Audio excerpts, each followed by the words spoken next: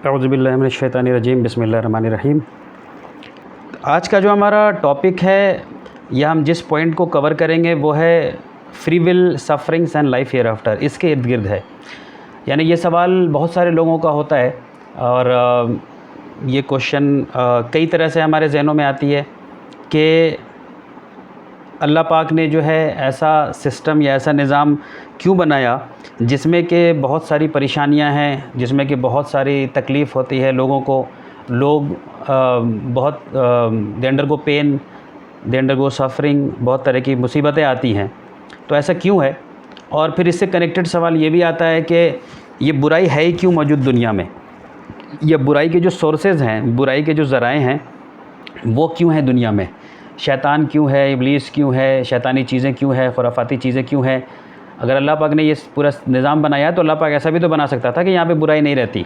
अल्लाह पाक चाहता तो ऐसा भी बना सकता था कि यहाँ पे तकलीफ़ें नहीं होती। अल्लाह पाक ऐसा भी तो कर सकता था कि इस दुनिया में किसी को जो है पेन नहीं होता, मुसीबत नहीं आती। तो इतनी ज़्यादा प्रॉब्लम्स क्यों है? और फिर एक और सवाल ये आता है कि अगर ऐसे प्रॉब्लम्स हैं, इतनी मुसीबतें हैं, तो फिर अल्लाह पाक इसको ख़त्म क्यों नहीं करता है? अल्लाह पाक तो हर चीज़ पर कादिर है, अल्लाह पाक जो चाहे कर सकता है। तो फिर अल्लाह पाक क्यों नहीं इंटरवीन करता है और इन सारे प्रॉब्लम्स एंड सफरिंग्स को ख़त्म कर देता है? और फिर और भी कुछ सवाल आता है लोगों के जहन में, ख़ासकर अथीज़म के वजह से, है ना, इल्हाद की वजह से यंगस्टर्स के जहन में ये सवाल आता है कि ये जहन्नम क्यों है, जहन्नम क्यों जाना। वो जो रिमोट आइलैंड में रहने वाला कोई आदमी है जिस तक कोई भी ह्यूमन सिविलाइजेशन नहीं पहुंच पाया, तो वो आदमी इस्लाम में नहीं आया तो वो जन्नत में नहीं जा पाएगा क्या?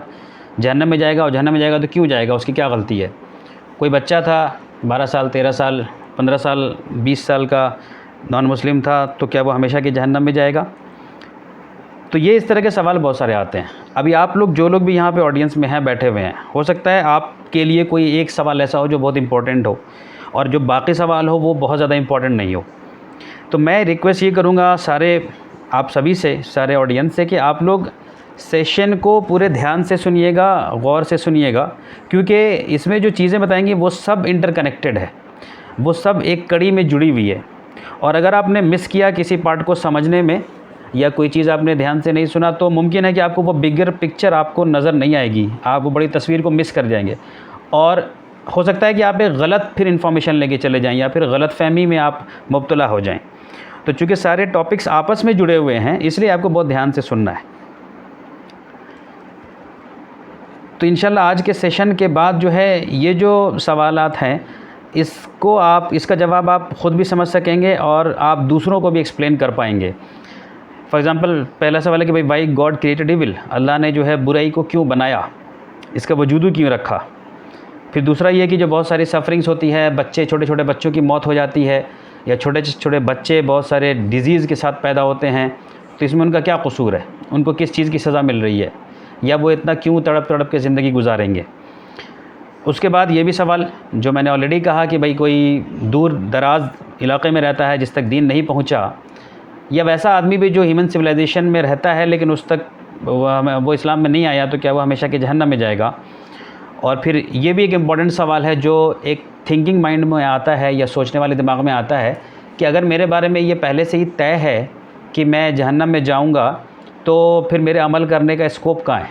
क्योंकि बहुत सारी ऐसी टीचिंग्स हैं इस्लाम के नाम पे जिसके ज़रिए लोग ये समझते हैं कि ये पहले से ही तय हो चुका है कि कौन जो है इंसान जन्नत में जाएगा, कौन जहन्नम में जाएगा। तो फिर अथीस ये सवाल करते हैं कि अगर तुम्हारे लिए ये तय हो चुका है कि तुम जन्नत में जाओगे, तो तुम्हारे लिए कोई अच्छा अमल करने का कोई ज़्यादा सेंस तो बनता नहीं है, क्योंकि तो फिक्स है कि तुम जन्नत में जाओगे। तो तुम अच्छा अमल क्यों करोगे, बुराई काम करो। और अगर तुम्हारे बारे में ये तय हो चुका है कि तुम जहन्नम में जाओगे, तो तुम कितना भी अच्छा काम कर लो कोई फ़ायदा नहीं है ना, because you are destined for hell. तो इन सब सवालों को कैसे समझेंगे? और ये भी समझ लीजिए कि इन सवालों को हम लोग अगर नहीं एड्रेस करते हैं या नहीं समझते हैं, तो इसमें हमारे अपने घरों का नुकसान हो रहा है। क्योंकि ये सवाल बच्चे बहुत करते हैं आजकल, और बच्चों को जब ये सवाल का जवाब मस्जिद से नहीं मिलता है, इमाम साहब से नहीं मिलता है, मौलाना साहब से नहीं मिलता है, वहाँ पे झिड़क करके भगा दिया जाता है, ये कह के कि भाई ऐसे सवाल करके तुम्हारा ईमान ख़ुद ख़तरे में है और तुम जो है सो ऐसा सवाल करने से ईमान से बाहर हो गए।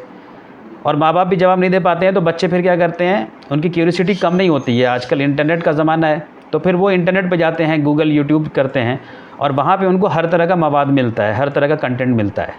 आप जानते हैं इंटरनेट जो एक समंदर है, वहाँ पे हर तरह का कंटेंट मिलेगा, तो फिर they can drift towards atheism, they can drift towards any other faith, और इस्लाम से वो बाहर भी हो जाते हैं, लेकिन आपको मालूम भी नहीं चलता है। तो इसलिए ये ज़रूरी है कि इन सवालों को आप ख़ुद भी समझें और फिर दूसरों को भी जो है एक्सप्लेन कर सके, समझाएं। तो अब इसके लिए मैं आपको एक कहानी सुनाऊंगा, है ना, एक स्टोरी की शक्ल में आप तक मैं ये बातें रखूंगा।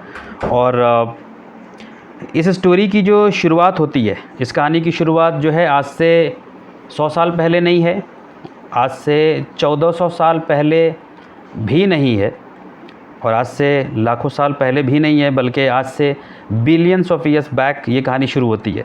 To be very precise, I think it is around 13.7 billion years back जबकि ये कहानी शुरू होती है। और उस कहानी में जो है आपको ये समझना होगा कि क्या इवेंट हुए थे। मैं आपको एक शॉर्ट, बस एक 1.5 मिनट का एक वीडियो दिखा रहा हूँ।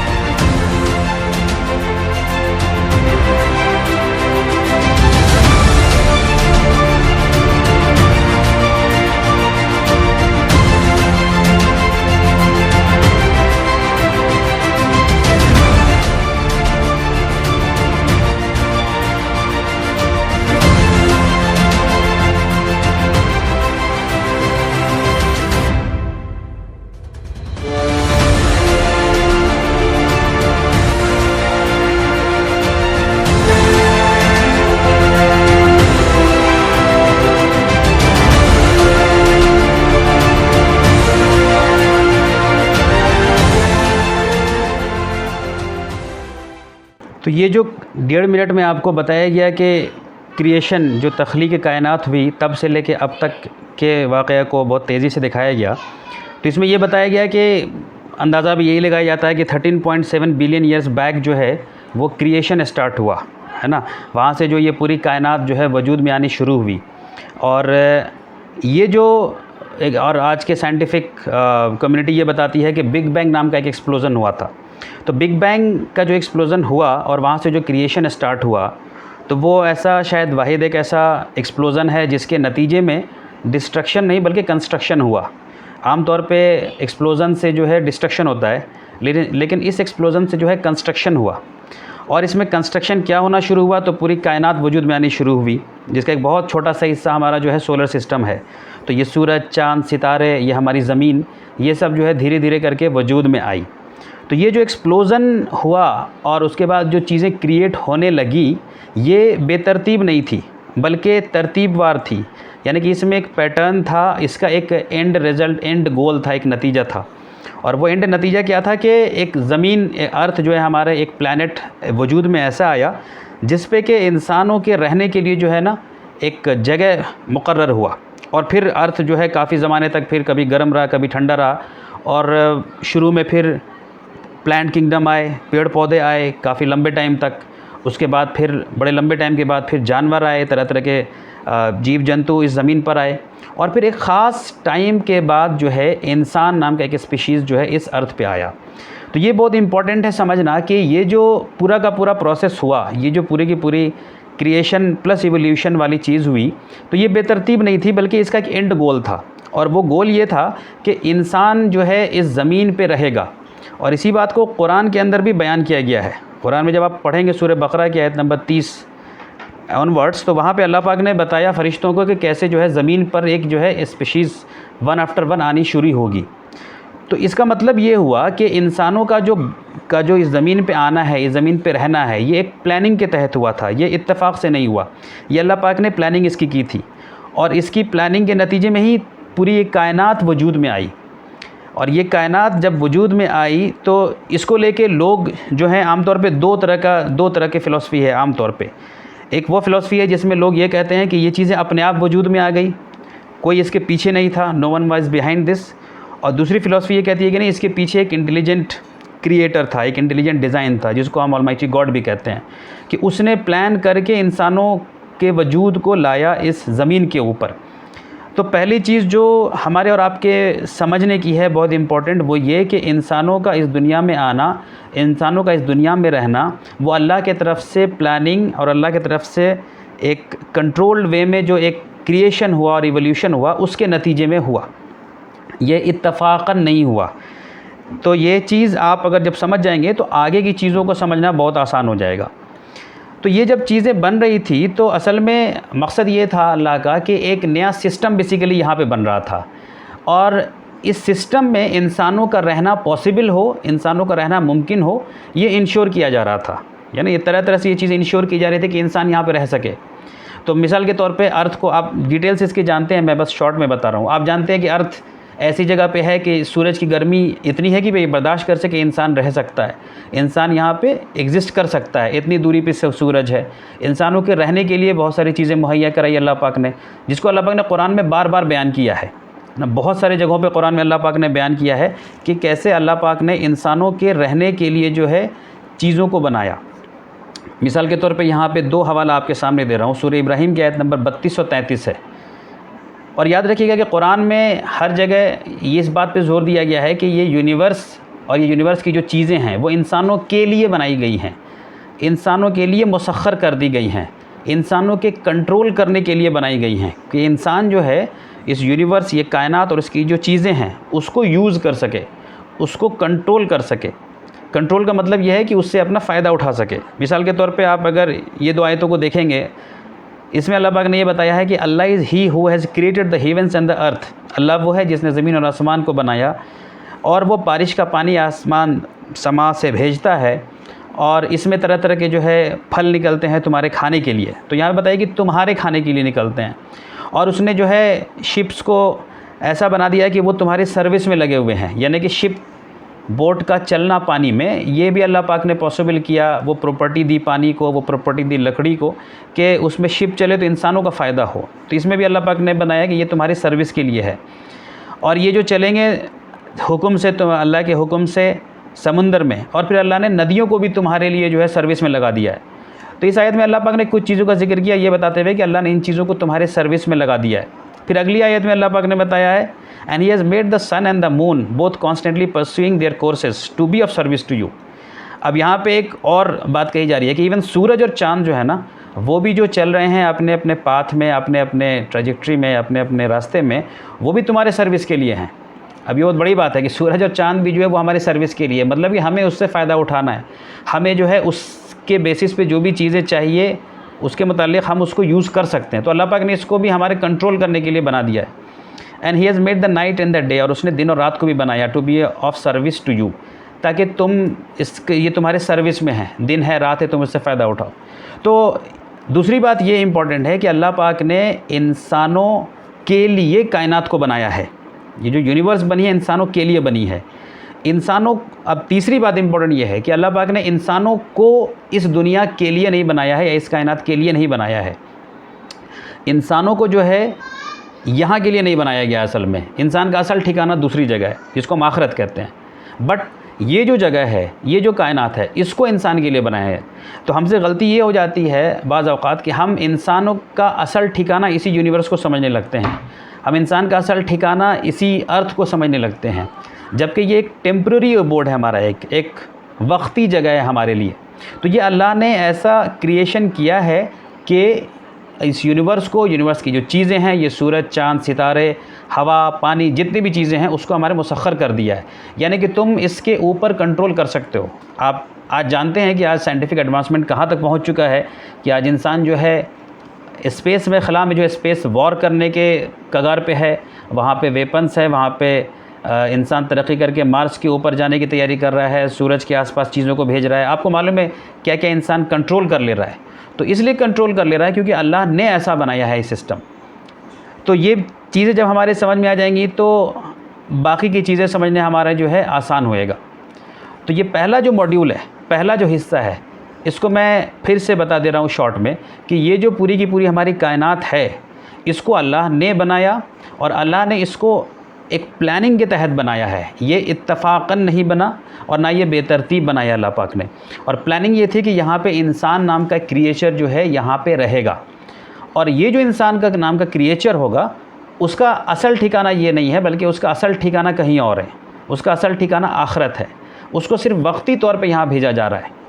तो वक्ती तौर पे जब इंसान यहाँ पे रहेगा तो यहाँ पे क्या क्या चीज़ें होंगी, यहाँ पे क्या क्या मसले पेश आएंगे, उसको मैं अभी आगे बयान करता हूँ। बट पहला पार्ट आपको जो है बहुत क्लियर होना चाहिए। अब हम आते हैं दूसरे हिस्से पे कि अल्लाह पाक ने जिस स्टेज में जब भी इंसान को बनाया, तो अभी अल्लाह के प्लानिंग का ही हिस्सा था कि इंसान जो है इस दुनिया में रहेगा। तो इंसान को चूँकि यहाँ पे टेम्परेरी रहना था, वक्ती तौर पे रहना था, परमानेंट ठिकाना उसका कुछ और था, कहीं और था। तो यहाँ पे जो उसको भेजा गया, तो यहाँ पे इंसानों को कुछ चीज़ें दी गई, और उसमें एक बहुत अहम चीज़ जो इंसान को दी गई उसको कहते हैं हम फ्री विल, या इंसान को एक चूज़ करने का ऑप्शन देना कि इंसान जो है चूज़ कर सकता है। ये फ्री विल की चीज़ जो है इंसानों को भी दी गई और जिन्नात को भी दी गई, दो क्रिएचर को दिया गया। इसके अलावा जो बाकी क्रिएचर्स अल्लाह पाक ने बनाए उनको फ्री विल नहीं दिया, या कहिए कि एक्सट्रीमली लिमिटेड शक्ल में दिया, बहुत ही लिमिटेड शक्ल में। लेकिन जो असल फ्री विल दिया वो इंसान और जिन्नात को दिया। और फ्री विल का मतलब ये होता है कि आपके अंदर ये छूट हो कि आप जो चाहे कर सकते हैं। इस जो चाहे कर सकते में ये भी होता है कि आप अल्लाह की फरमाबरदारी भी कर सकते हैं और अल्लाह की नाफरमानी भी कर सकते हैं। ये दोनों चीज़ें होती हैं। अब अल्लाह पाक ने जब इंसान को भी बनाया और जिन्नात को भी बनाया और इनको फ्री विल दिया, फ्री विल का मतलब ये हो गया कि अब इंसान जो है अपने अक़ल, होश, शऊर जितने या इंफॉर्मेशन या नॉलेज की बुनियाद पे कोई ऑप्शन सिलेक्ट कर सकता है।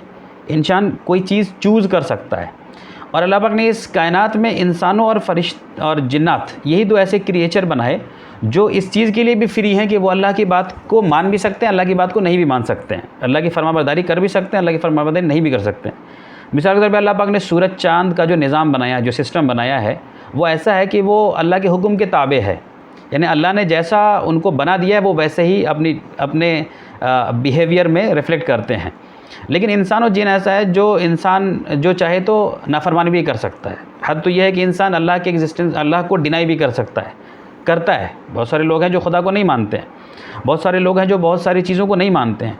तो ये फ्री विल नाम की जो चीज़ दी गई, ये बहुत अहम चीज़ है समझने की हमारे लिए। फ्री विल को बहुत ध्यान से समझिएगा, क्योंकि इससे आपका बहुत सारा आंसर, आपका बहुत सारे सवालों का आपको जवाब मिल जाएगा। ये जो फ्री विल है ना, कि हम जो भी चाहे कर सकते हैं, उसमें क्या शामिल है? उसमें ये शामिल है कि मैं अभी चाहूँ तो खड़ा हो जाऊँ, मैं अभी चाहूँ तो बैठ जाऊँ, मैं अभी चाहूँ तो दौड़ने लगूँ, मैं अभी चाहूँ तो सीढ़ी पे चला जाऊँ, मैं अभी चाहूँ तो लिफ्ट पकड़ के ऊपर चले जाऊँ। तो मेरे पास बहुत सारे ऑप्शन है। तो इसको कहते हैं फ्री विल होना। अगर कोई इंसान मुझे कोई चीज़ पेश करे, कोई मुझे खाने के लिए कुछ दे, तो मेरे अंदर फ्री विल है, मैं चाहूँ तो वो ले लूँ, मैं चाहूँ तो वो नहीं लूँ। तो ये फ्री विल है हमारा। जानवरों के अंदर या बाकी मखलूक के अंदर बहुत ही लिमिटेड शक्ल में ये होता है, बहुत ही थोड़ा। लेकिन इससे आप ये मत समझ लीजिएगा कि इंसान के अंदर भी अनलिमिटेड फ्री विल होता है। इंसान का फ्री विल भी जो है वो भी रिस्ट्रिक्टेड है, यानी उसका भी एक महदूद, यानी उसका भी एक दायरा है। फ्री विल मतलब आपको समझ में आना चाहिए कि इस चीज़ के लिए मैं फ्री हूँ कि मैं कोई ऑप्शन सिलेक्ट कर सकूँ, मैं चूज़ कर सकूँ कि मैं क्या करूँगा क्या नहीं करूँगा। और अल्लाह पाक क़यामत के दिन हिसाब किताब भी जो हर इंसान से करेगा, उसमें एक इम्पॉर्टेंट फैक्टर फ्री विल भी बनेगा। इसको मैं इंशाल्लाह जो है आपको आगे एक्सप्लेन करूँगा। अब यहाँ पे एक सवाल और आता है कि हम क्या लोगों के बारे में हम जजमेंटल हो सकते हैं? क्या हम लोगों के बारे में ये तय कर सकते हैं कि कौन इंसान कितना अच्छा है और कितना बुरा है? तो देखिए, ये चीज़ किसी के बारे में तय करना, ये भी असल में फ्री विल से जुड़ी हुई चीज़ है। तो चाहे आप किसी के बारे में जन्नत जहन्नम का फ़ैसला करने जा रहे हैं, चाहे आप किसी के बारे में ये गुमान करने जा रहे हैं कि ये इंसान जन्नत में जाएगा या जहन्नम में जाएगा, आपको कुछ नुक्तों को ज़रूरी है कि आप अच्छे से समझ लें। देखिए, फ्री विल में जो बात आती है कि आपके अंदर ऑप्शन होता है चूज़ करने का, मैंने कहा कि वो भी लिमिटेड होता है, वो भी अनलिमिटेड नहीं है। मिसाल के तौर पे एक जीन के अंदर यानी माँ बाप से भी जो है ना, हेरिडिटरी शक्ल में भी इंसान जो है ना कुछ क्वालिटीज़ को इनहेरिट करता है, कुछ खसूसियात को लेता है। मिसाल के तौर पे किसी के फादर मदर मान लीजिए दोनों बड़े गर्म मिजाज के हैं, या फादर बहुत गर्म मिजाज का है, तो ऐसा हो सकता है, चांसेस हैं कि बेटा भी जो है वो भी गर्म मिजाज का हो। किसी का फादर बड़ा रहम दिल है, बड़े नरम दिल का है माँ बाप, तो मुमकिन है कि उस बेटे के अंदर भी ये क्वालिटी ट्रांसफ़र हुई हो और वो भी बड़े नरम दिल का हो। ठीक है। उसी तरह कोई जो है बहुत अच्छा सेहत वाला इंसान है, तो मुमकिन है कि उसका बच्चा भी जो है, औलाद भी जो है वो भी बहुत ज़्यादा अच्छे सेहत वाला हो। तो इंसान क्या कर सकता है क्या नहीं कर सकता है, ये बहुत सारे दूसरे फैक्टर्स पर डिपेंड करता है। एक फैक्टर इस बात पर डिपेंड करता है कि कहीं पैदाइशी तौर पे तो कुछ इनहेरिट नहीं किया आपने, जीन में अपने माँ बाप से कुछ इनहेरिट तो नहीं किया है। कहते हैं ना कि बाप के तरह ही गुस्सेगार है, बच्चा जो है बाप की तरह गुस्सेगार है, इसका मतलब बाप बहुत गुस्से वाला था तो बच्चा जो है वो भी गुस्से वाला हुआ है। तो ये एक फैक्टर होता है जहाँ पे आप माँ बाप से कुछ इनहेरिट करते हैं। दूसरा फैक्टर होता है जहाँ पे आपकी परवरिश होती है, जिस माहौल में आप रहते हैं। देखिए मैं आपको एक मिसाल देके समझाता हूँ। फ़र्ज़ कीजिए आप किसी एक ऐसे इंसान को जानते हैं जो इंसान पाँचों वक्त की नमाज़ पढ़ता है, तहज्जुद भी पाबंदी से पढ़ता है, किसी भी तरह के बड़े गुनाह में मुलविस नहीं होता है और बहुत ही नेक मुत्तकी परहेज़गार इंसान आपको नज़र आता है। तो हो सकता है आप उसके बारे में गुमान करें कि ये तो इंशाल्लाह बहुत ऊँचे जन्नत में जाएगा। और आप किसी एक दूसरे इंसान के बारे में भी जानते हैं जो इंसान उतना ज़्यादा अच्छा नहीं है, 5 वक्त की नमाज़ मुश्किल से ही पढ़ पाता है, चाहे तहज्जुद तो कभी नहीं पढ़ता है, और वो बहुत ज़्यादा जो है ना हर तरह के बुराई से नहीं बचता है, कुछ गलत काम भी करता है, सिगरेट भी पीते हुए आप उसको देखते हैं, कभी कभी गाली गलौज करते हुए भी आप उसको देखते हैं। तो दुनिया के मामलात में या आपके लिमिटेड इन्फॉर्मेशन में आप ये सोच सकते हैं या कंक्लूड कर सकते हैं कि भाई जो पहला शख्स है ये तो बड़े ऊंचे जन्नत में जाएगा, और जो दूसरा शख्स है ये पता नहीं जन्नत में जाएगा या नहीं जाएगा, शायद जहन्नम में जाएगा, जन्नत में भी गया तो बड़े ऑर्डिनरी से जन्नत में जाएगा।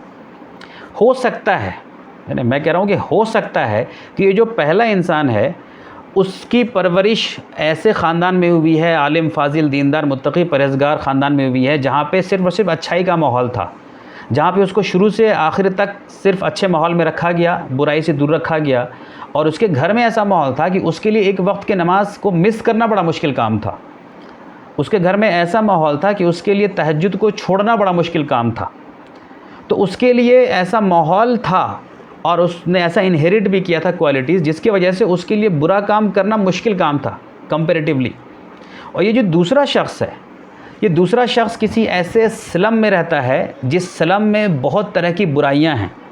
वहाँ पे प्रोस्टिट्यूशन भी होता है, वहाँ पे जुआरी लोग रात भर जुआ भी खेलते रहते हैं, वहाँ पे नौजवान लोग नशे में मुलविस रहते हैं, वहाँ पे कोई पढ़ाई लिखाई नहीं करता है, वहाँ पे आए दिन झगड़ा लड़ाई मर्डर ये सब होता रहता है। तो ये दूसरा शख्स जो था ये उस माहौल में था जहाँ पे किसी एक वक्त की नमाज़ पढ़ना बड़ा मुश्किल काम था।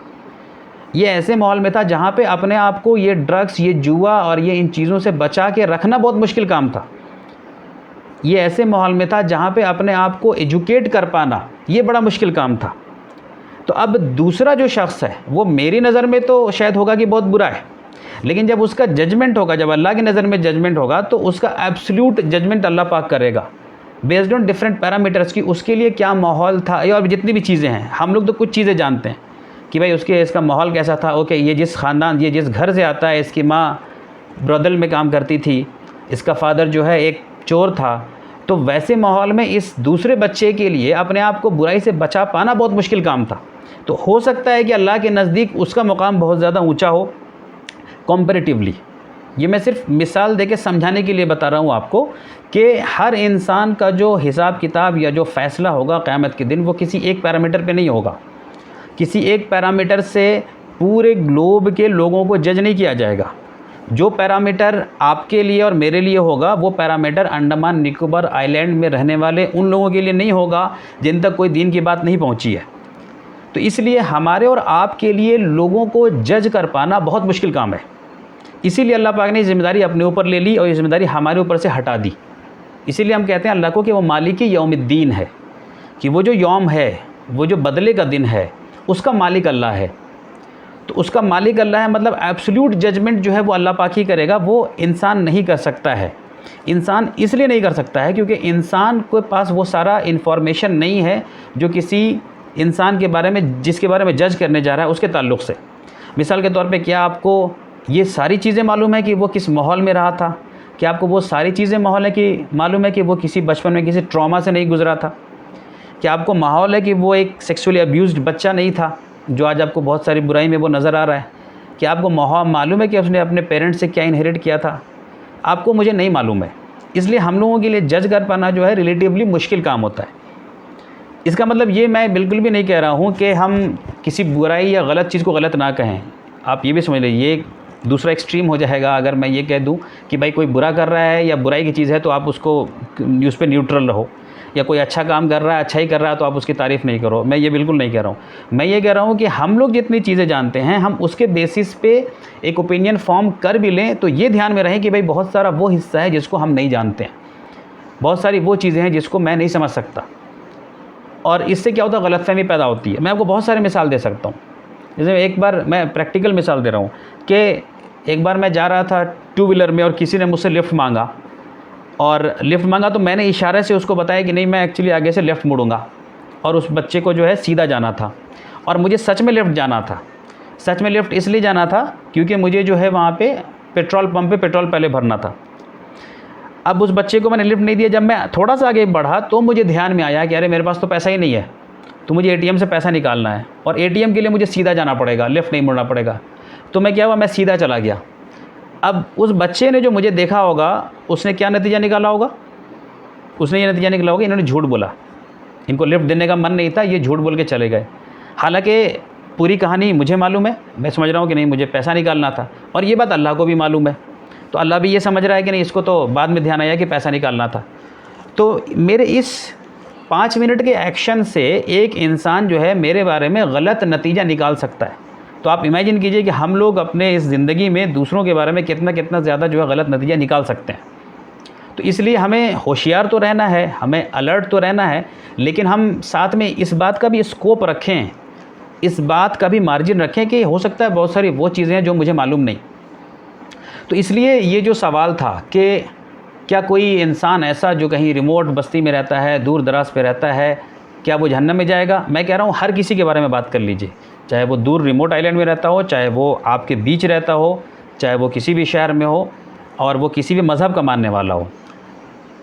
असल बात यह है कि उसका फ़ैसला अल्लाह पाक करेगा, और अल्लाह पाक का फ़ैसला जो होगा वो हर इंसान के लिए अलग अलग पैरामीटर्स की बुनियाद पर होगा, उसके अलग अलग पैमाने होंगे।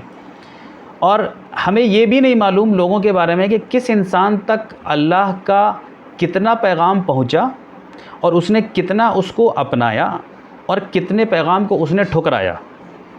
ऐसा हो सकता है कि मुझे लगे कि भाई इस शख्स तक तो दीन की बात पहुंची है पूरी, ये तो बहुत अच्छे से जानता है, लेकिन असल में उस तक पूरी बात नहीं पहुंची हो, मैं गलत समझ रहा था, और अल्लाह को बेहतर मालूम है कि उस तक पूरी चीज़ नहीं पहुंची।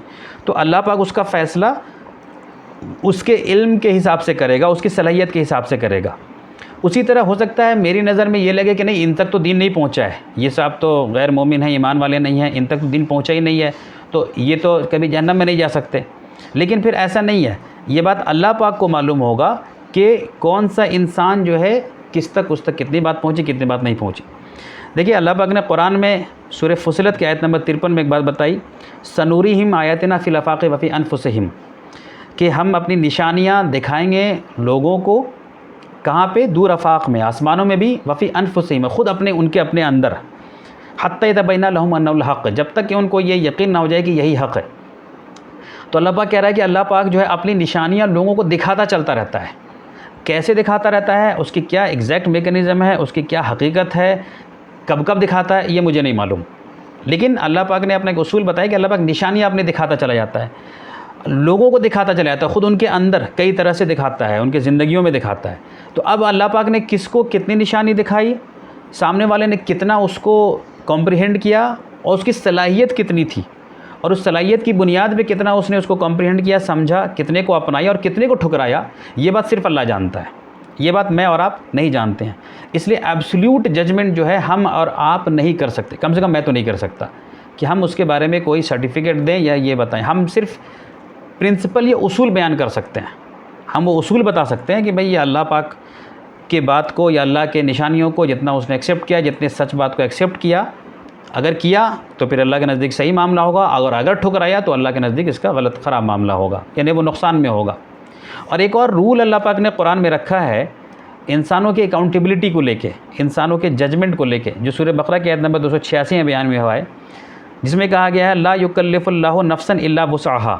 ये एक उसूल है, प्रिंसिपल है कि अल्लाह पाक किसी भी नफ्स को जो है उसके कैपेसिटी के बियॉन्ड जो है, उसके बर्दाश्त करने के या उसके अकाउंटेबिलिटी के बियॉन्ड जो है क्वेश्चनिंग नहीं करता है। यानी कि जिस चीज़ की सलाहियत आपके अंदर नहीं थी, जिस कैपेबिलिटी आपके अंदर नहीं थी, उस चीज़ का अल्लाह पाक आपको अकाउंटेबल नहीं बनाएगा। और ये बहुत लॉजिकल सी बात है ना, ये बहुत लॉजिकल सी बात है कि आपके अंदर उस चीज़ की कैपेबिलिटी होनी चाहिए जो आपसे एक्सपेक्टेशन है।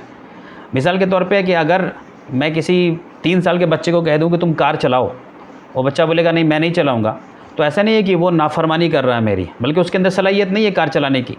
ये मेरी गलती है कि मैं ये एक्सपेक्ट कर रहा हूँ कि वो कार चलाए। तो जैसी सलाहियत अल्लाह पाक देगा उसके हिसाब से ही जजमेंट होगा। ये एक उसूल है जो कुरान में बयान हो गया है। तो अगर किसी तक जितना भी इल्म पहुँचा, जितनी भी निशानियाँ पहुँची, जितनी भी तरह तरह से अल्लाह ने उस तक कन्वे किया मैसेज, और उसके बाद उसने रिजेक्ट किया, तो उसका मामला अल्लाह के नज़दीक वैसे ही होगा, और जिसने एक्सेप्ट किया अल्लाह के नज़दीक वैसे ही मामला होगा। हम और आप अपने लिमिटेड इन्फॉर्मेशन के बेसिस पे एक ओपिनियन फॉर्म कर सकते हैं ज़रूर, लेकिन हम उसके बारे में 100% श्योर होना हमारे लिए बड़ा मुश्किल काम है। और हम ये ज़िम्मेदारी अपने ऊपर ना लें, लोगों को जन्नत जहन्नम में भेजने का काम हम लोग छोड़ दें, क्योंकि ये काम असल में अल्लाह पाक का है, क्योंकि ये काम रब का है। हम और आप जो है रब नहीं है, हम और आप अल्लाह नहीं है, हम और आप खुदा नहीं है। तो ये काम अल्लाह का है, इसलिए ये काम अल्लाह के ऊपर हम रहने दें। और कुरान में बहुत सारी आयत हैं जिसमें अल्लाह पाक ने ये बात बहुत क्लियर किया है कि उस दिन क़यामत के दिन जो है किसी के साथ कोई नाइंसाफ़ी नहीं होगी, किसी के साथ कोई ज़्यादती नहीं होगी। मिसाल के तौर पे आपके सामने सूरह इसरा की आयत नंबर 35 खुली हुई है, सूरह फुसिलत क्या है, और सूरह फुसिलत में तो ये बताया गया कि निशानियाँ दिखाएगा। तो अल्लाह पाक जो है लोगों का मामला करेगा, हिसाब किताब तय करेगा। उसके लिए हम और आप जो है वो ज़िम्मेदारी ना लें जो ज़िम्मेदारी अल्लाह पाक ने हमें नहीं दी है। तो ये जो दूसरा हिस्सा है इसको भी बहुत इम्पोर्टेंट है कि आप समझ लीजिए। अब हम आते हैं अपने तीसरे मॉड्यूल पे आज के, जो इस दुनिया की बहुत सारी परेशानियां हैं या जो सफरिंग्स हैं या जो तकलीफ़ हैं उससे जुड़ी हुई है। तो असल में हम लोग जो यहाँ पे जो भी चीज़ें होती हैं, यानी हम जिसको हम कह रहे हैं कि अच्छा कोई इवेंट होना या बुरा कुछ इवेंट होना। मिसाल के तौर पे कुछ इवेंट को मैं यहाँ पे स्लाइड में यहाँ दिखा रहा हूँ कि आपके लिए कोई खुशी की अच्छा चीज़ होने का क्या मतलब है, मतलब what is a good event for you. तो आप कहेंगे भाई कि हमें कोई कामयाबी मिल गई किसी चीज़ में तो हमें अच्छा लगता है, एक अच्छा इवेंट है। हमें पैसा मिल गया तो लग रहा है कि बड़ी अच्छी चीज़ हो गई। शादी हो गई अच्छे जगह तो बड़ी अच्छी चीज़ हो गई। अच्छी नौकरी मिल गई, अच्छा स्टेटस ओहदा मिल गया, अच्छी कार ख़रीद लिया, ये बड़े सुकून से ज़िंदगी गुजार रहे हैं। ये सब हमारे लिए क्या है, एक अच्छा इवेंट है। तो हम चाहते हैं कि हमें ऐसा अच्छा इवेंट से हम गुज़रें। बट इसके बरक्स इसी दुनिया में वो इवेंट भी होते हैं जिसको हम पसंद नहीं करते हैं। मिसाल के तौर पे ज़ाती तौर पे देखें, पर्सनल तौर पे अगर आप बीमार हो जाएं तो क्या आप बहुत खुश होंगे? नहीं खुश होंगे। बीमार हो गए, चोट लग गया, कहीं पे एक्सीडेंट हो गया, कोई बीमारी आपको हो गई बड़ी ख़तरनाक सी जिसका कि इलाज बहुत मुश्किल हो, तो ये सारी चीज़ें तकलीफ़ है, ये सारी चीज़ें परेशानी है। और अल्टीमेटली क्या होता है, डेथ हो जाती है, मौत हो जाती है। तो ये वो सारी चीज़ें हैं जिसको हम पसंद नहीं करते हैं, लेकिन ये सारी चीज़ें भी होती हैं यहाँ पे इसी दुनिया के अंदर, ये परेशानियाँ होती हैं। उसी तरह सोसाइटी के लेवल पे आप देखेंगे, अगर समाज के लेवल पे गरीबी है, गुर्बत, लोग पसंद नहीं करते, कोई नहीं चाहता कि भाई लोग गरीब रहें। गरीबी में जानते हैं आप तरह तरह की परेशानियाँ होती हैं, गरीबी से बहुत तरह के क्राइम्स जन्म लेते हैं। गरीबी की वजह से जो है इंसान का जो है इर्तका या उसका जो है इवोल्यूशन जो है वो रुकता है, वो आगे तरक्की नहीं कर पाता है। तो बहुत सारी परेशानी होती है। इलिटरेसी होती है, जहालत, उसको भी पसंद नहीं करते हैं आप, लेकिन ये भी एक रियलिटी है कि लोगों के बीच होती है। अनएम्प्लॉयमेंट होता है, लोग बेरोज़गार होते हैं, ड्रग एडिक्ट होते हैं हमारी सोसाइटी में लोग। तो ये वो सारी इवेंट चीज़ें होती हैं जो बुरी मानी जाती हैं। हम कह रहे हैं कि ये बुरी है, हम इसे पसंद नहीं करते। उसी तरह ग्लोबली आप देखेंगे अगर इस दुनिया के लेवल पे, तो कोई किसी का जगह को, ज़मीन को ऑक्यूपाई कर लेता है, किसी जगह को, लैंड को ऑक्यूपाई कर लेता है 50 साल, 70 साल, 80 साल से, और वहाँ के लोगों के ऊपर जुल्म ज़्यादती करता है। उन्हीं के घरों में, उन्हीं के ज़मीन पे, उन्हीं के घरों पे कब्ज़ा कर लेता है। तो ये परेशानी है लोगों के लिए, ये तकलीफ़ है लोगों के लिए। उसी तरह से जंग होता है, वार होता है, ये लोगों के लिए तकलीफ़ है। जेनोसाइड होता है, हज़ारों लाखों लोगों का कत्लेआम किया जाता है, तो ये परेशानी है। उसी तरह नेचुरल डिज़ास्टर्स होते हैं, जैसे कि ज़लज़ले का आना, फ्लड का आना, लैंडस्लाइडिंग होना, या बिजली का गिरना, या फिर भूखमरी का हो जाना। तो ये सब सारी चीज़ें वो क्या है, वो है जिससे कि इंसान तकलीफ़ में जाता है, सफरिंग्स में जाता है, पेन में जाता है। और फिर इससे भी ज़्यादा सीरियस बात कह लीजिए तो वो कुछ ट्रेजेडीज़ होती हैं इंडिविजुअल्स के साथ, लोगों के साथ, उनके अपने घरों में। जैसे कहीं पे छोटा बच्चा, पैदा हुआ बच्चा मर जाता है, इंतकाल हो जाता है, छोटा बच्चा है। या फिर छोटा बच्चा पैदा होता है कई सारी बीमारियों के साथ, पैदा हुआ लेकिन दिल में छेद है, पैदा हुआ लेकिन सांस लेने में तकलीफ़ है, पैदा हुआ लेकिन लिम्स सही से फॉर्म नहीं हुए हैं। तो ये सब क्या है, एक बड़ी तकलीफ़ दह चीज़ है, बड़ी परेशानी वाली चीज़ है। या फिर स्पेशल चाइल्ड है कि पैदा हुआ लेकिन आम बच्चों की इतनी जो है ज़हनियत नहीं है। तो ये सारे जो इवेंट्स होते हैं, सफरिंग होती है, ये बड़ी तकलीफ़ होती है। और इस तकलीफ़ में रहने से इंसान बाज़ औक़ात ये ऑब्वियसली इस पे कोशिश करता है इसको दूर करने का, लेकिन फिर फ्रस्ट्रेट होकर एक तरह से ब्लेम करने लगता है, फिर अल्लाह के ऊपर ब्लेम करने लगता है, इस एग्जिस्टेंस के ऊपर ब्लेम करने लगता है, खुदाई के ऊपर, कि भाई ये सब क्यों है, ये सब नहीं होना चाहिए था। तो मैं आपको फिर से पीछे ले चलूँ जहाँ से मैंने आपको शुरू की थी कहानी की। मैंने आपको कहानी की शुरुआत यहाँ से की थी कि ये कायनात बनी 13.7 बिलियन ईयर्स पहले बननी शुरू हुई, और बनते बनते फिर हमारी ज़मीन बनी, और ज़मीन को ऐसा साजगार बनाया गया कि यहाँ पे इंसान रह सके। मैंने साथ में ये भी कहा कि लेकिन इंसान का ये परमानेंट ठिकाना नहीं है, ये टेम्प्रेरी ठिकाना है। इंसान को यहाँ के लिए नहीं बनाया गया था, बल्कि यहाँ के चीज़ों को इंसान के लिए बनाया गया था। तो इंसान का असल ठिकाना यहाँ पे था ही नहीं, इंसान का ठिकाना असल में कहीं और था। तो इस दुनिया में जब तक इंसान रहता है तो यहाँ पे जो है अच्छी चीज़ें भी होती हैं और बुरी चीज़ें भी होती हैं। अब ये जो बुरी चीज़ें होती हैं तो उसको लेके अब इंसान ये सोच सकता है कि ये बुरी चीज़ें होनी नहीं चाहिए किसी भी तरह की। यानी कि मैंने जितनी चीज़ें अभी आपको गिनाई, लोग ये चाहते हैं कि इनमें से कोई भी चीज़ नहीं हो। तो इसका मतलब आप क्या कह रहे हैं, दूसरे लफ्ज़ में आप ये कह रहे हैं कि इस दुनिया में कोई भी तकलीफ़, कोई भी परेशानी नहीं हो, यानी कि किसी की मौत नहीं हो। भाई मौत भी क्यों हो किसी की, यानी कि किसी की, आपके दादा नाना की मौत क्यों हो। तो इसका मतलब कि हम जो चाह रहे हैं, अगर हम सिर्फ मौत को ले लें, हम ये चाह रहे हैं कि भाई मौत का सिस्टम ही नहीं होता, कोई मरता ही नहीं। इसका मतलब इस दुनिया में इंसान आता तो लेकिन जाता नहीं, हम वो सिस्टम चाह रहे हैं। अच्छा, क्या सिर्फ मौत हो जाती वो हमारे लिए काफ़ी है? अगर कोई बोले कि नहीं ठीक है मौत तो तक ठीक है, लेकिन ये जो दुनिया में तकलीफ़ होती है, ये बड़े बड़े कैंसर, बड़ी बड़ी बीमारी हो जाना, वो नहीं होता, तो मैं कहूँगा ठीक है, बड़ी बड़ी बीमारी नहीं होती, क्या छोटी बीमारी होनी चाहिए थी? तो छोटी बीमारी भी क्यों होती कि भाई ये बीमार पड़ गया, बुखार आ गया, ये ज़ख़म आ गया, ये एक्सीडेंट हो गया, वो भी नहीं होना चाहिए। अच्छा, वो भी नहीं होना चाहिए, एक्सीडेंट नहीं होना चाहिए, मतलब फिर कोई इंसान गिरना नहीं चाहिए। तो इंसान गिरना नहीं चाहिए मतलब कि इंसान फिर ऐसा चले कि फिर कुछ गिरने का सिस्टम नहीं हो। तो गिरने का सिस्टम नहीं हो मतलब कि कोई कार, कोई बाइक, कोई ट्रक, किसी का आपस में कोई धक्का नहीं लगता। अच्छा, अगर ये हो भी तो भी हम कंप्लेन कर सकते हैं, हम ये कंप्लेन कर सकते हैं कि नहीं ठीक है ये सब है तो ठीक है, लेकिन इंसानों में कोई गोरा बन गया, कोई काला बन गया, कोई बहुत हैंडसम बन गया, कोई अगली बन गया, कोई मोटा बन गया, कोई लंबा बन गया, ऐसा नहीं होना चाहिए। तो फिर कैसा होना चाहिए? तो हम ये चाहते हैं कि नहीं हर इंसान बड़ा खूबसूरत हो, क्योंकि सब खूबसूरत हो तो सबको फिर बराबर खूबसूरत होना चाहिए, वरना एक आदमी दूसरे से कंप्लेन करेगा कि भाई तुम क्यों ज़्यादा खूबसूरत हो गए। तो इसका मतलब कि हम ये चाह रहे हैं कि फिर हर इंसान की एक ही शक्ल होनी चाहिए।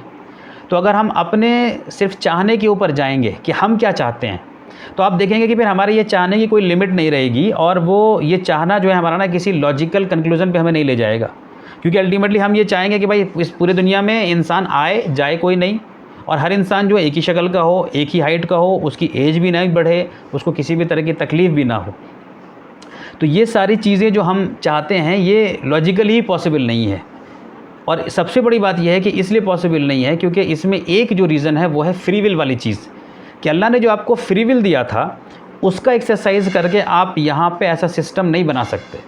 क्यों नहीं बना सकते? क्योंकि याद रखिए कि फ्री विल में जहाँ पे आप अच्छा काम कर सकते हैं वहाँ पे बुरा काम भी कर सकते हैं। तो जिस तरह अल्लाह पाक ने इंसानों को फ्री विल दिया और जिन्नातों को फ्री विल दिया, तो इंसानों में से लोग अच्छे काम करने वाले भी होते हैं, बुरे काम करने वाले भी होते हैं। उसी तरह जिन्नात में से भी जिन अच्छे काम करने वाले भी होते हैं, बुरे काम करने वाले होते हैं। तो ये जो बुरे काम करने वाले, बहुत ज़्यादा बुरे काम करने वाले जिन होते हैं, उनको ही हम शैतान कहते हैं। ये शैतान जो है एक अलग से क्रिएचर नहीं है, बल्कि जिन्नातों की ही कैटेगरी में से वो जिन जो बुरे होते हैं। और सिर्फ जिन ही नहीं, बल्कि कुरान ने ये बताया कि शैतान जो है वो इंसानों में से भी होते हैं। तो शैतान जो है वो इंसान में से भी होता है, जिन में से भी होता है। जो बुराई में, बुरे कामों में इतना मुलविस हो चुका कि सिर्फ बुराई ही उसका मकसद है, तो फिर ये चीज़ जो है ये शैतान कहलाते हैं। और ये इंसानों में से भी होते हैं, जिन्नात में से भी होते हैं। तो जब अल्लाह पाक ने फ्री विल दिया है, और फ्री विल इसलिए दिया है ताकि इस दुनिया के अंदर वो अल्लाह पाक देखे कि लोग अपने विल का कैसे एक्सरसाइज करते हैं, कैसे इस्तेमाल करते हैं। तो इसलिए जब तक ये दुनिया रहेगी तब तक दुनिया में अच्छाई भी रहेगी और बुराई भी रहेगी। बुराई इसलिए रहेगी क्योंकि इंसान और जिन में से ही वो लोग होते हैं जो बुरे काम भी करते हैं। तो इसलिए ये जो सवाल आता है कि अल्लाह पाक ने why did Allah create evil, तो अल्लाह ने इविल को बनाया, असल में ये सेंटेंस गलत है। अल्लाह ने इविल को बनाया, ये सेंटेंस इम्प्रॉपर है। अल्लाह ने इंसान और जिन्नों को बनाया, ये सेंटेंस सही है। और अल्लाह ने इंसान और जिन्नात को फ्री विल दिया, ये सेंटेंस सही है कि अल्लाह ने इंसानों को बनाया, जिन्नात को बनाया और उनको फ्री विल दिया, उनको इस चीज़ की छूट दी कि वो जो चाहे कर सकते हैं। तो इनडायरेक्टली आप कह सकते हैं कि अल्लाह ने इविल बनाया, लेकिन डायरेक्टली ये कहना कि अल्लाह ने इविल बनाया, ये सेंटेंस ज़रा गलत है। अल्लाह ने इंसानों को बनाया, अल्लाह ने जिन्नातों को बनाया, और अल्लाह ने दोनों को फ्री विल दिया, छूट दे दी कि तुम जो चाहे कर सकते हो। तो जब बुरे काम करते हैं या बुराई काम करने वाले हुए, या फिर इब्लीस जो एक रिप्रेजेंटेटिव नुमाइंदा था शैतान का, वो जो बुरा काम करता था, तो इसलिए कर रहा था क्योंकि वो अपने फ्री विल का एक्सरसाइज करता है, वो अपने फ्री विल का इस्तेमाल करता है। तो जब तक दुनिया रहेगी तब तक अच्छाई भी रहेगी, बुराई भी रहेगी, क्योंकि लोग कम घटती बढ़ती रहेगी, जाहिर सी बात है। ज़्यादा अच्छे लोग होंगे तो अच्छाई ज़्यादा होगी, ज़्यादा बुरे लोग होंगे तो बुराई ज़्यादा बढ़ेगी। तो वेटेज तो थोड़ा बहुत आगे बढ़ता रहेगा, चेंज होता रहेगा, लेकिन दुनिया के अंदर अच्छाई भी रहेगी, बुराई भी रहेगी।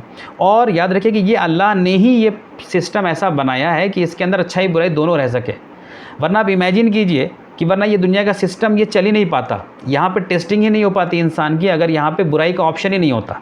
मिसाल के तौर पे एक ऐसा एग्ज़ाम हो जहाँ पे कि मल्टीपल चॉइस आंसर हो कि भाई एक से मतलब यानी कि ऑब्जेक्टिव आंसर्स हैं, और आंसर शीट में हर क्वेश्चन के आगे सिर्फ एक ही ऑप्शन है, यानी ABCD नहीं है बल्कि A है।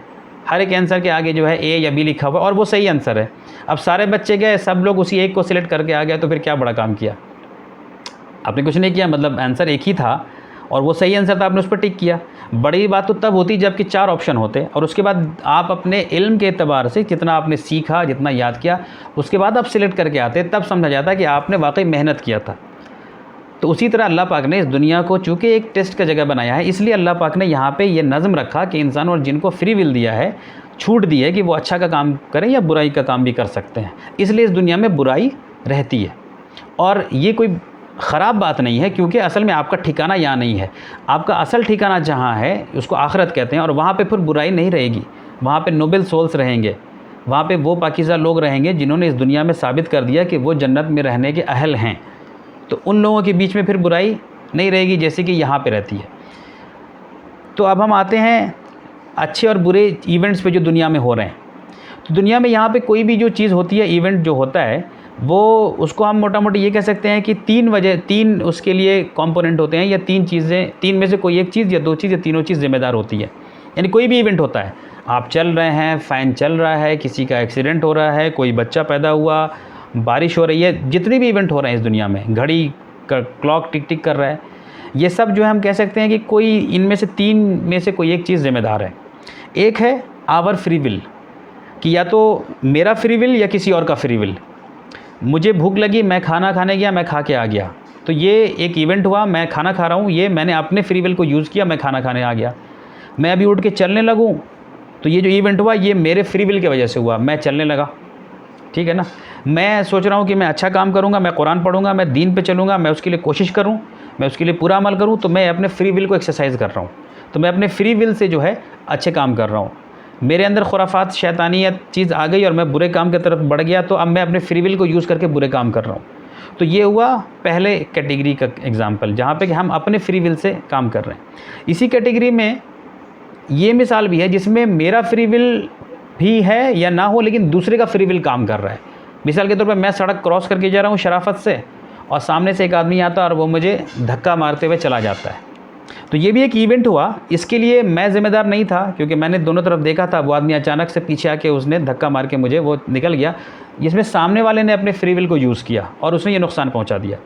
तो अब ये समझ लीजिए कि इस दुनिया के अंदर जो इवेंट होते हैं बहुत सारे, उसमें हर इवेंट में आपकी गलती नहीं भी होगी अगर कोई बुरा नतीजा निकलता है। तो ये इसलिए भी होता है क्योंकि किसी सामने वाले ने ज़्यादती की, अब जैसे बहुत सारे लोग हैं जो बदमाशी का काम करते हैं, क्रिमिनल हैं, किसी का ज़मीन हड़प लेते हैं, ड्रग माफिया चला रहे हैं, लोगों को बेगुनाहों को जेल भेज रहे हैं, लोगों के लैंड को ऑक्यूपाई कर ले रहे हैं। ये जो इतने इवेंट हो रहा है, ये जो बुराई हो रही है, ये बुराई क्यों हो रही है कि इसमें लोग जो हैं अपने फ्री विल को यूज़ करके गलत काम कर रहे हैं। बात आई होप कि बात समझ में आ रही है आप लोगों को कि लोग जो हैं अपने फ्री विल को इस्तेमाल करके गलत काम कर रहे हैं। तो इससे भी दुनिया में सफरिंग्स एंड पेन जो है वो होता है। पहला एग्जांपल क्या था जिसमें कि एक इंसान खुद अपने फ्री विल को यूज़ करके अच्छा या बुरा काम करे, उससे कुछ इवेंट्स होते हैं। दूसरी मिसाल ये थी कि दूसरे लोग अपने फ्री विल को यूज़ करके इस दुनिया में अच्छा काम या बुरा काम कर सकते हैं। और ये जो सेकंड कैटेगरी मैंने लिखी है नॉन रीजंस, ये भी हो सकता है कि इस दुनिया में कोई इवेंट ऐसा हो जिसकी वजह हमको मालूम है। जैसे बारिश हो रही है, हम देखते हैं बारिश हो रही है, हमें मालूम है कि ओके ये पानी एवेपोरेट होके गया, ऊपर गया, कंडेंस हो गया और फिर मोटरसाइकिल की वजह से वहाँ से गिरना शुरू हो गया। तो एक नॉन रीज़न हमें मालूम चला कि बारिश क्यों हो रही है। फ़ैन चल रहा है, हमें मालूम है अच्छा इलेक्ट्रिसिटी है, पावर है, उसके ज़रिए फ़ैन जो है वो चल रहा है। तो इस दुनिया में बहुत सारे इवेंट वो होते हैं जिसका रीज़न हमें मालूम है, बट अगेन उसमें भी अच्छी चीज़ भी हो सकती है, बुरी चीज़ भी हो सकती है। मिसाल के तौर पे अर्थक्वेक का आना, ज़लज़ला का आना, ज़लज़ला आना इससे नुकसान हो रहा है। आपको पता है टेक्टोनिक प्लेट्स टकराई आपस में और उसके वजह से ज़लज़ला आ गया, तूफ़ान बर्पा हो गया, इससे फ्लड आ गया, इससे तबाही मच गई, बहुत सारी दूसरी परेशानी आ गई, बिजली गिर गई, बहुत सारी परेशानी आ गई इससे। तो ये कुछ नॉन रीज़न्स होते हैं जिसके वजह से इस दुनिया के अंदर परेशानी आती है।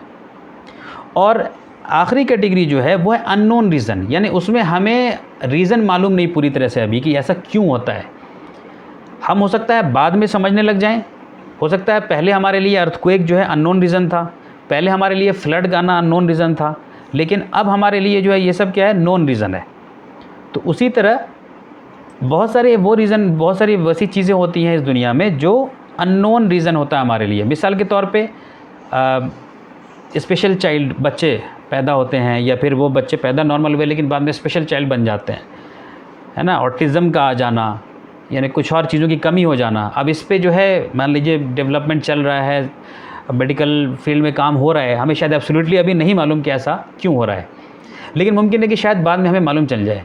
लेकिन ये एक नतीजा हुआ यहाँ पे, ये एक रिज़ल्ट आया यहाँ पे कि भाई कई सारे बच्चे जो हैं वो ऑटिस्टिक हो रहे हैं, कई सारे बच्चे जो हैं वो कुछ कमियों के साथ पैदा हो रहे हैं। इस दुनिया में हम देख रहे हैं कि कभी कोई बच्चा पैदा हुआ, उसके वो कुछ बीमारी के साथ पैदा हुआ, सांस लेने में तकलीफ़ है। हो सकता है कि डॉक्टर्स उसका रीज़न बता दें, या हो सकता है कि उनको भी एम्बिग्विटी हो, वो भी क्लियर नहीं हो कि ये ऐसा क्यों हो रहा है, और इस पर रिसर्च चल रहा है। अब ये भी इस दुनिया का इवेंट हुआ। अब ये सब जो इवेंट है इसमें शायद मेरे फ्री विल का दोष नहीं है, किसी इंसान के फ्री विल का भी की भी गलती नहीं है, बल्कि नॉन रीज़न या अननोन रीज़न वाली कैटेगरी की वजह से ये चीज़ हो रही है। तो जितने भी इवेंट हो रहे हैं यहाँ पे, चाहे गुड हो, पर्सनल हो, सोसाइटी, ग्लोबल, नेचुरल, ट्रैजिक, जितनी भी मैंने यहाँ पे बताई आपको, ये सब के सब रीज़न्स जो हैं ये इन तीन में से किसी एक वजह से या दो वजह से या तीनों वजह से हो रहा है। या तो फ्री विल के एक्सरसाइज करने की वजह से हो रहा है जो अल्लाह ने दिया है, और उस फ्री विल से इंसान अच्छा भी काम कर ले रहा है, बुरा भी काम भी कर ले रहा है, या फिर कुछ ऐसे रीज़न्स से हो रहा है जो हम जानते हैं। हम जानते हैं कि भाई ओके इस वजह से हो रहा है। अच्छा अभी जो है इक्लिप्स हो गया तो हमें मालूम चला कि इक्लिप्स इसलिए हुआ क्योंकि ये इसके सामने आ गया है। फिर कुछ ऐसे कोई बीमारी, एक्सीडेंट हो गया, पैर काटना पड़ गया, नॉन रीज़न है, मालूम है, सफरिंग है, पेन है, लेकिन हमें मालूम है कि क्यों हुआ।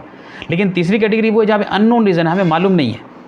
इसके अंदर बहुत सारी वो चीज़ें आएंगी जिसके बारे में हम डिटेल नहीं जानते। मिसाल के तौर पे इसमें यह भी हो सकता है कि अल्लाह की रहमत की वजह से हुआ, कि ये चीज़ जो है तुम बहुत तरक्की कर गए, ये अल्लाह की रहमत की वजह से हुआ, तुम्हें समझ में नहीं आ रहा है, तुम लॉजिकली भी नहीं समझ पा रहे हो। अल्लाह की रहमत थी तो बहुत तरक्की हो गई, और अल्लाह की लानत पड़ी तो तरक्की नहीं हुआ। वो भी हो सकता है कि बज़ाहिर समझ में नहीं आ रहा है कि क्यों तरक्की नहीं हो रही है, क्यों घर से बरकत जा रहा है, तो मालूम चला अल्लाह की लानत पड़ रही थी। वो लानत का क्या मेकनिज़म है, लानत कैसे काम करता है, मुझे नहीं मालूम।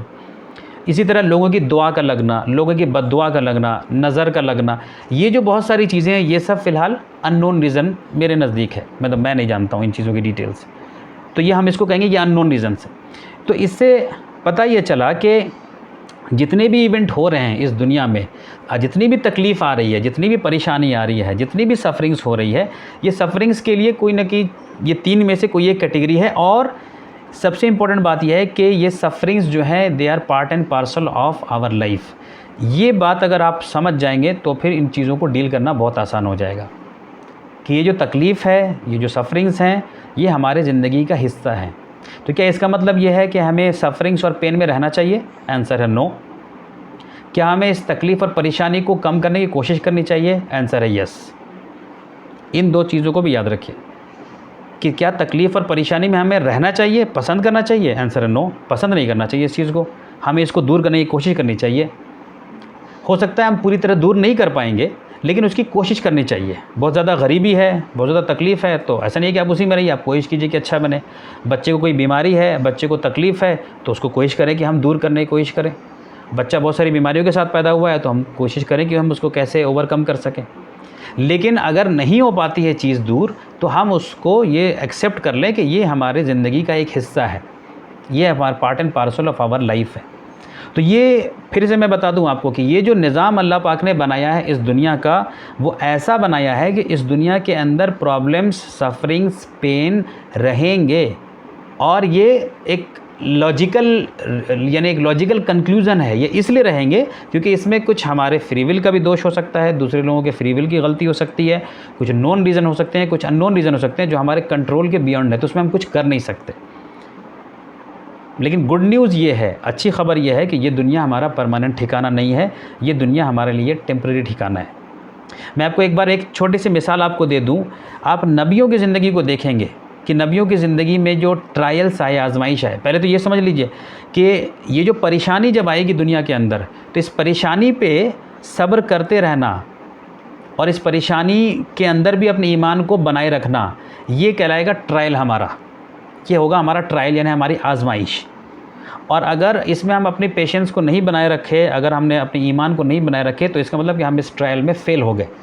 तो ये ट्रायल जो है, ये दुनिया का सिस्टम ऐसा बना हुआ है कि इसमें ट्रायल रहेगा ही रहेगा। इस दुनिया का सिस्टम ऐसा बनाया गया है कि इसमें ट्रायल रहेगा ही रहेगा। हो सकता है जन्नत में कोई ट्रायल नहीं हो, जन्नत में आजमाइश नहीं हो, लेकिन यहाँ पे तो रहेगा।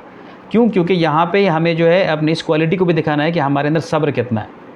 और याद रखिएगा, सब्र का मतलब ये नहीं है कि तकलीफ़ और परेशानी और जुल्म को सहते रहना, बल्कि सब्र का मतलब है कि उस तकलीफ़ परेशानियों को दूर करने की कोशिश, जद्दोजहद में भी लगे रहना लगातार। सब्र का मतलब नहीं कि मार रहे हैं, पीट रहे हैं लोग तो हम बस ओके सर झुका करके बैठे रहे, ओके ठीक है वो अच्छा कर रहे हैं, मैं सब्र कर रहा हूँ। नहीं, उसको हटाने की कोशिश करना है, उस ख़राब सिचुएशन को।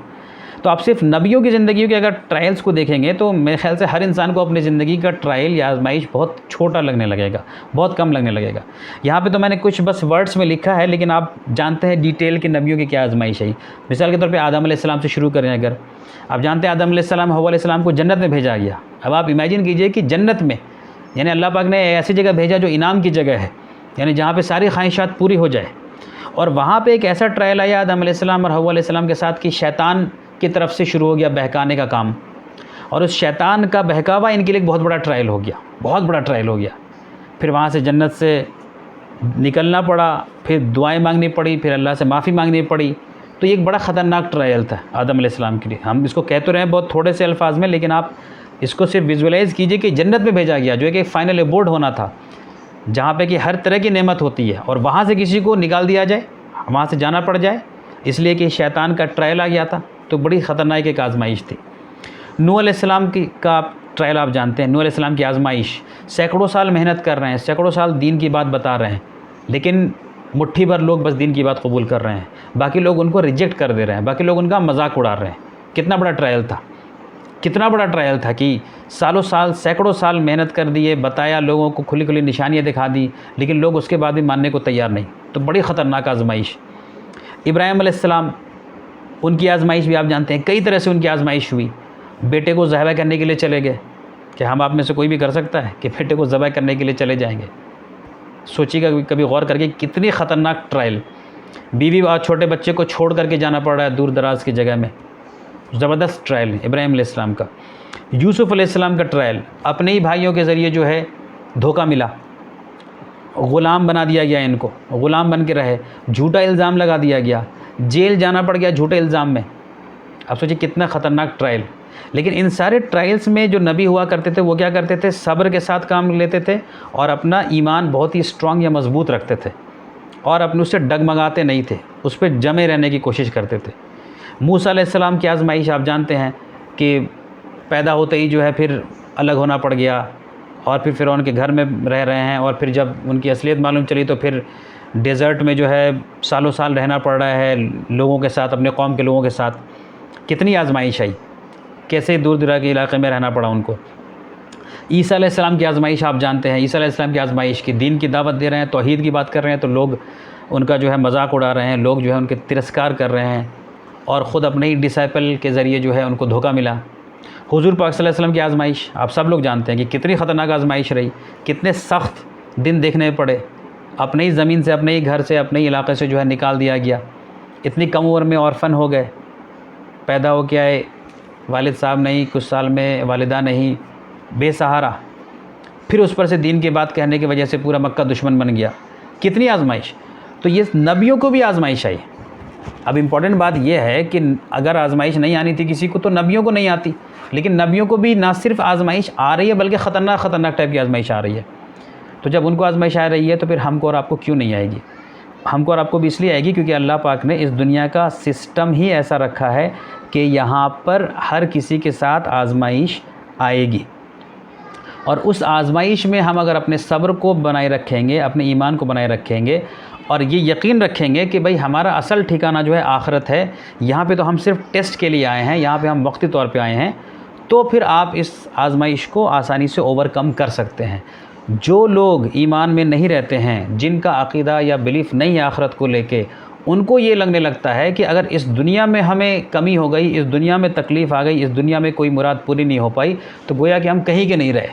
अगर हमारी औलाद ऐसी पैदा हो गई कि अच्छी नहीं हुई, अगर हम बहुत कुछ हासिल नहीं कर सके, अच्छी जॉब, अच्छा वेल्थ, तो उनको लगता है कि हम सब कुछ ख़त्म हो गया। तो क्या फ्रस्ट्रेशन होता है, डिप्रेशन होता है, सुसाइड तक लोग कर लेते हैं, क्योंकि उनको लगता है कि अच्छा हम नीट नहीं निकाल पाए तो अब नाकामयाब हो गए, अच्छा जॉब नहीं कर पाए तो नाकामयाब हो गए, अच्छा शौहर नहीं मिला तो नाकामयाब हो गए, अच्छी बीवी नहीं मिली, अच्छा औलाद नहीं मिला तो नाकामयाब हो गए।